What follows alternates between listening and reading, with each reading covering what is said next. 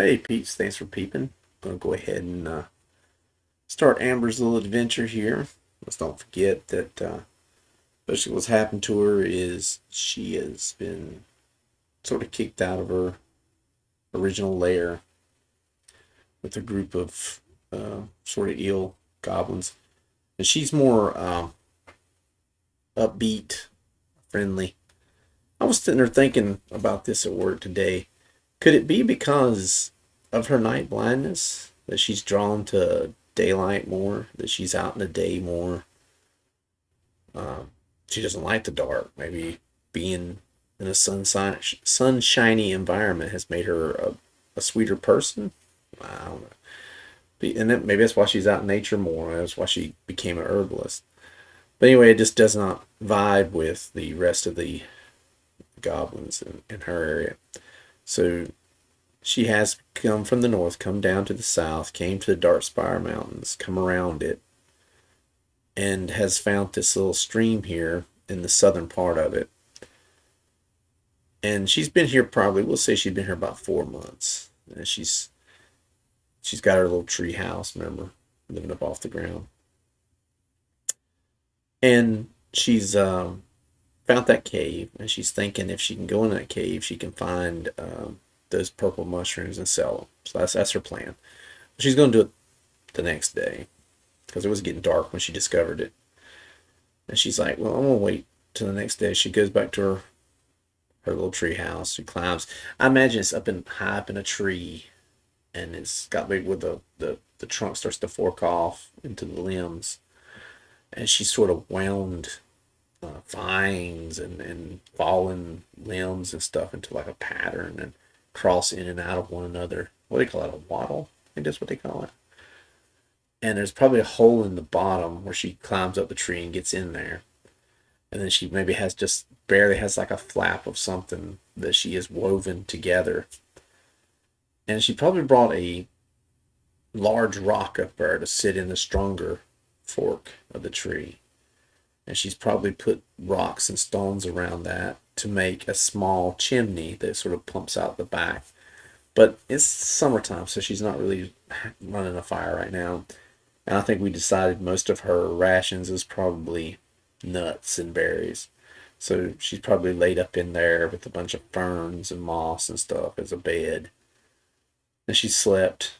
And when the sun comes up the next morning, it shines through the little cracks and stuff that are in the all the little limbs and stuff that she has intertwined, and she probably gets up and slowly drops down out of the tree. And imagine she doesn't have probably has no water skin. She's probably have like a piece of bamboo that's got like a lid that goes on it that stuffs down into it and stops the water from getting out. And the stream's nearby, so she can easily get water and stuff.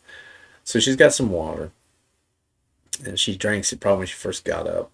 She grabs her satchel, her dagger, and she makes her way down out of the tree, and she goes down to the stream, get extra water, clean up a little bit, and then she makes it to the cave. She walks to the cave, and she's made this makeshift torch the night before.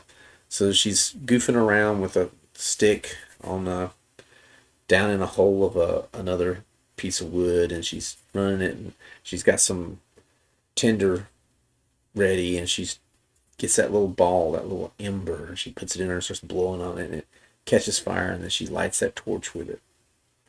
And she gets at the entrance of the cave, and she's looking at it, and she's already got the day before when she discovered she's already got the minty go-go, so she's already got that ready for whenever she gets it dried. She's gonna make a tea out of it.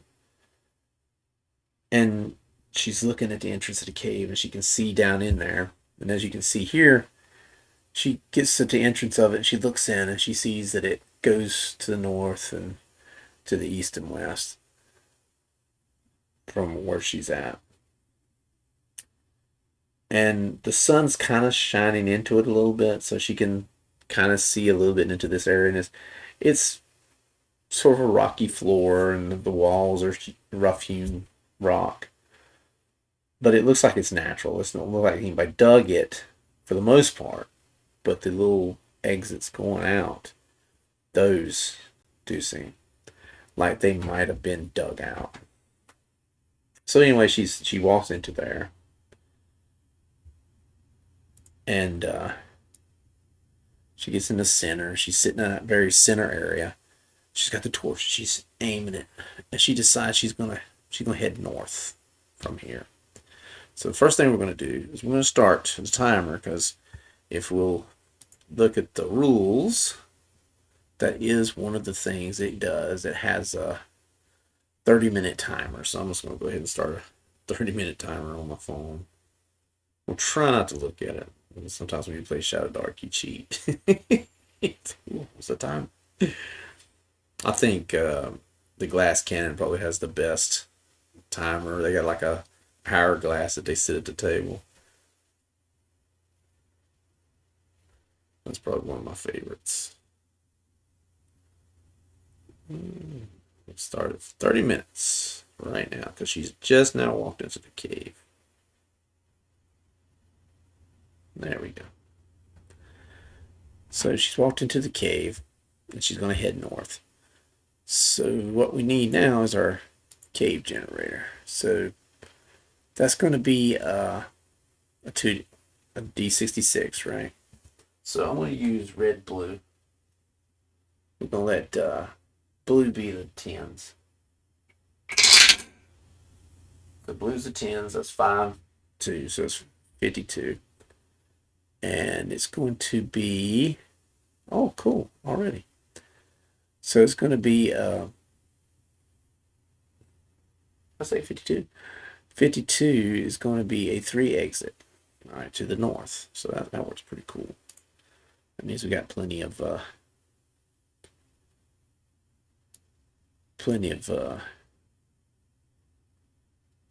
that's not going to work. Plenty of places to go.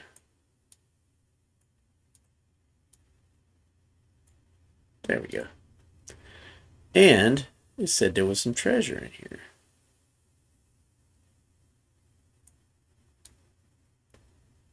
So I'm going to put the treasure right there.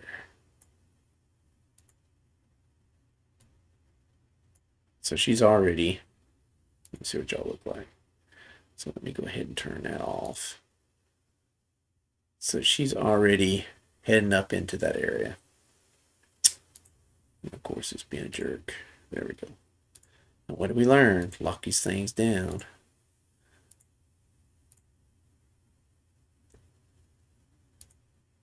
So, also, I don't know if you notice, I've got my little tally thing up there. And it's showing her as having 9 hit points. Remember, that was, she had the lowest possible hit points. Poor thing. But anyway, she's going to walk over to it. She got her torch in her hand. She's looking at it. She's like, that's strange. She didn't expect to find any kind of treasure in here. And she's going to see if it's locked. So we're going to use a simple oracle system. It's just going to be a D6, since this is a D6 system. 1 through 3 is no. 4 through 6 is yes. And if we think something's likely, we'll add 1 to the roll. If we think something's unlikely, we'll minus 1 from the roll. So is this chest locked? And I think it is a 50-50, because it's been left in here for a while, probably. And yes, it is locked. So she goes over to it. She's pushing on it, jiggling on it. So she's like, maybe I could. She's not really a thief.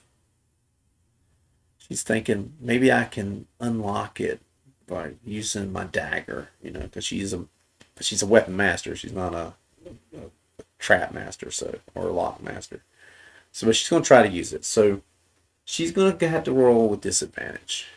So, and remember, in these rules, we can bring them up. When you roll with disadvantage, and you take the lower, right? And you just got to get a 4 or higher. So it's still a 50-50 chance. Well, divide down.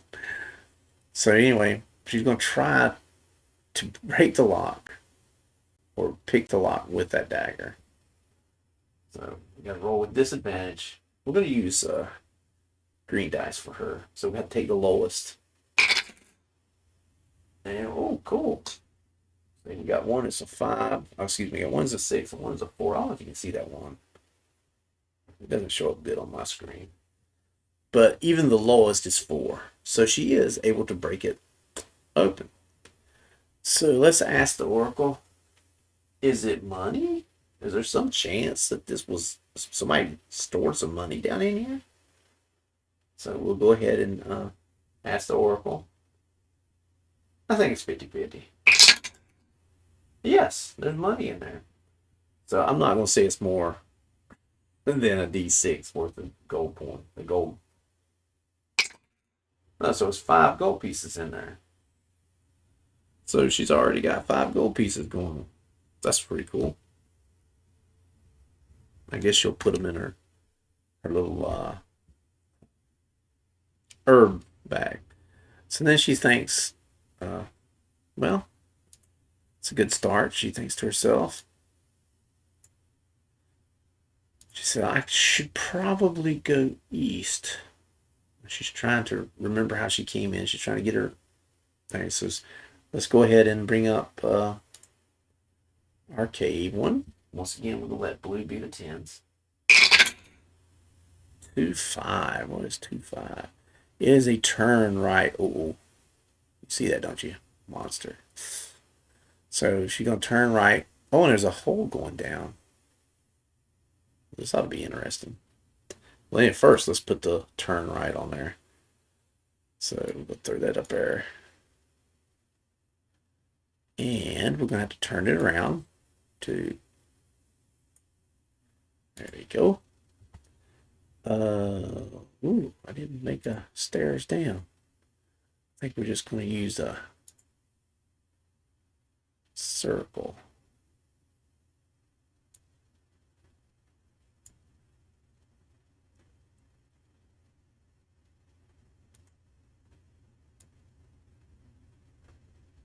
There's a hole there. But there's one other thing here. Let me go ahead and lock this first.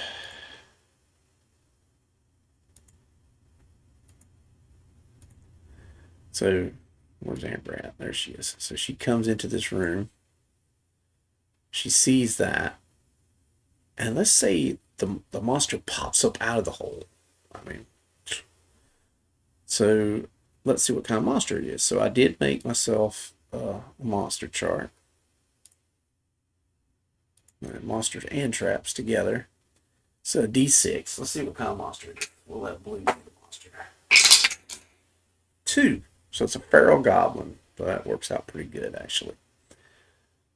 So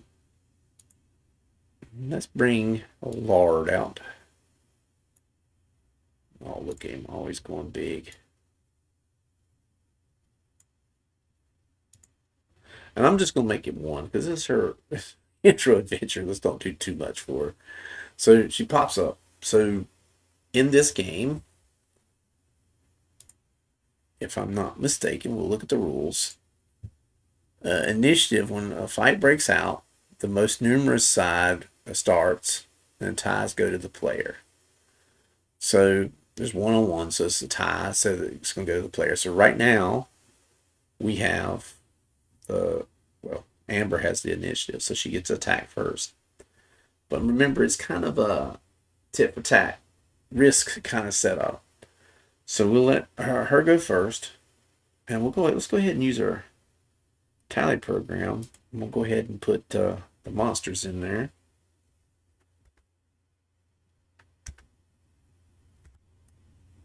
Let's call him Todd.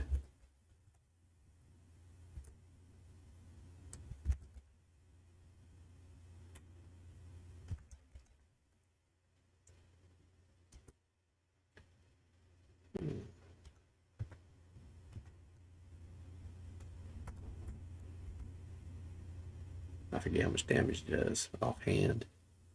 Wait a minute, give me a second. Let me go back to monster thing so I can look at him. So he had what? Feral Goblins are 4 hit points. I didn't really have the damage. Oh, 1d6 in this game. I forgot. My bad. But it's 1d6 in this game. And what was it for? There he is. But let me double sure. Yeah, we got Todd on board. And it was 4, wasn't it? Yeah, 4 hit points. Steals and murders.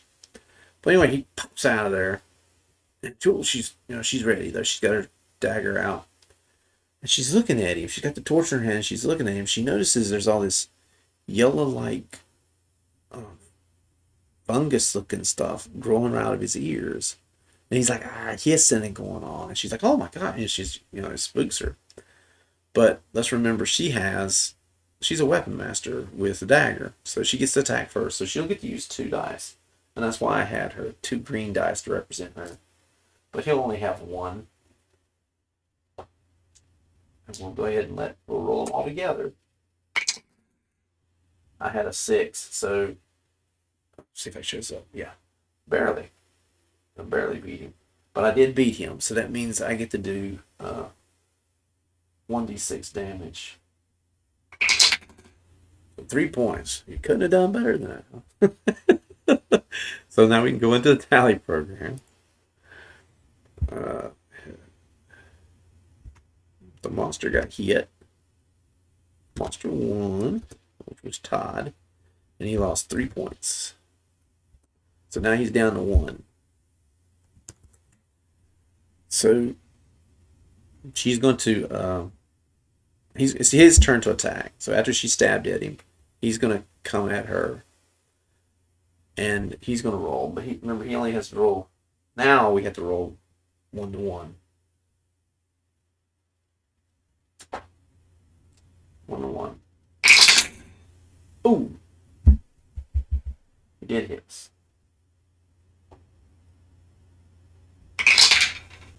Oh, devastating. So he stabs at her. And he does 6 points of damage. Well, actually, he claws at her. He doesn't really have any weapons, so he's just clawing at her. And he does 6 points of damage. Oh, that's brutal.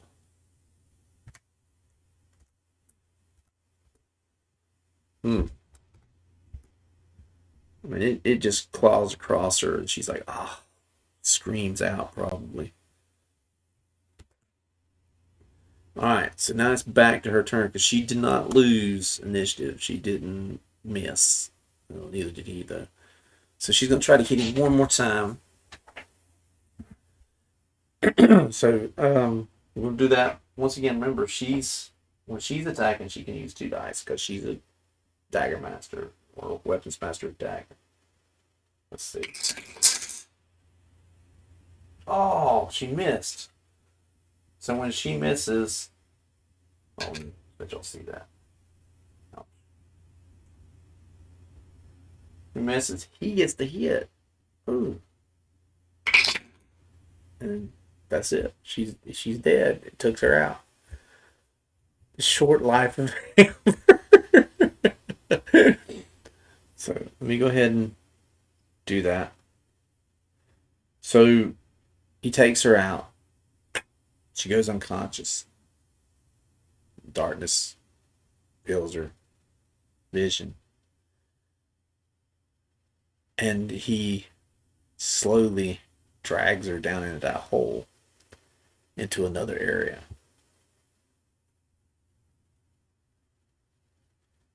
Let me see if I can build it. We'll build it over here somewhere.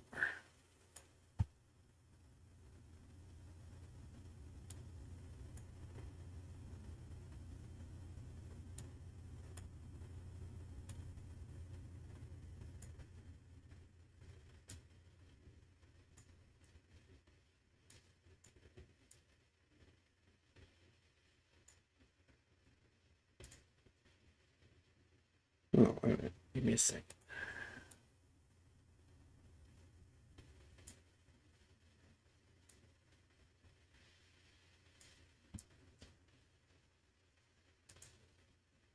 So anyway, he drags her in there. Let me put her down to 0. 'Cause she has been hit. Knocked down.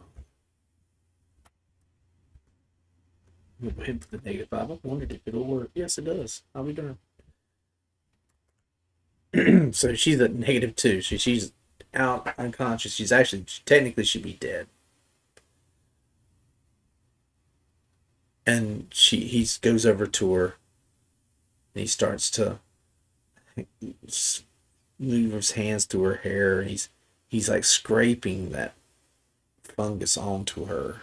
And it's trying to get it to glob onto the side of her head. And I'm gonna give her one chance. No, you know what? Let's let it go. So Amber has been killed, and now she's becoming one of them. So now we gotta wait and see what happens next. It's always interesting when it happens down like this, but it's what happened. But thanks for watching. Appreciate you.